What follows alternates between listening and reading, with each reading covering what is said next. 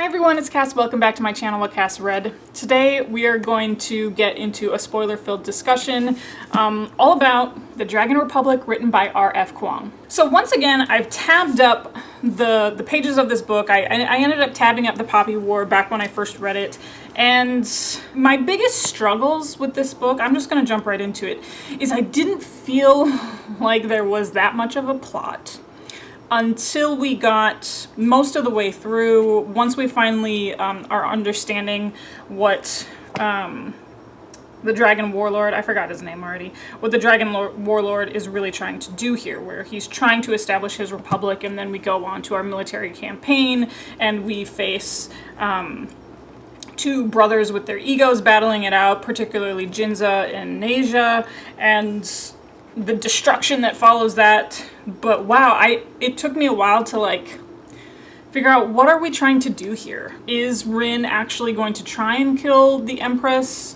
I'm glad at the very end of the book she realizes that she's not particularly for this idea of the Republic, or at least the Dragon Warlord's idea of the Republic, because I never once bought I never bought into the idea. And maybe that's why I had struggled for so long, being like, what is she doing? There's no clear motivation here. I feel no buy-in for her willingness to serve in this idea of creating a republic. And it turns out Rin also realizes that for herself at the very end. I did feel like there were much stronger plot points at the end of this book, because that's what's setting us up for the next book, where we get because it's setting us up for the next book. I never once thought that the Empress was going to be defeated, and I actually kind of called it in my mind that eventually Rin's going to see that she's speaking the truth. Eventually Rin's going to see that things aren't necessarily black and white between the Muganese Empire, the Empress in Nicara, and this idea of the Republic. I had been hoping that we would get to spend a little bit more time with the Empress, but the times that she was on the page were fine. I just wish we had gotten a little bit more out of her, because I knew there was more to the story there. And then once again, I'm glad at the very end of this book that Rin finds that out as well. She was just so short-sighted throughout this whole book, which is my main gripe about Rin as a character. But of course that leads to fueling her fire, fueling the Phoenix, fueling her drive at the end, that she had these blinders on, that she trusted so completely when she wasn't normally a trusting person before. When she was called the New Republic's whore, the New Republic's slave, she'll always be a slave. When she finally puts everything together at the end, of course that's going to fuel her fire, that she had all these blinders on.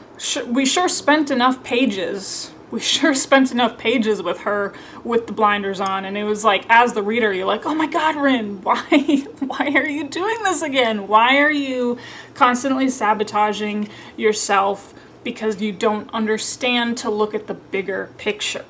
I really enjoyed the twin bond that was developed between Kitay and Rin. I look forward to seeing how that's gonna work for us in book number 3. To me, that just means there's no good can come of this. I feel like now we've signed Kitay's death sentence. There's that.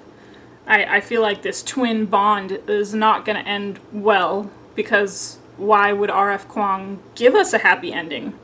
I just don't think there is a happy ending to be had here. So I read somewhere that R.F. Kuang took inspiration from Mao Zedong, and that Rin is loosely based off of Mao Zedong.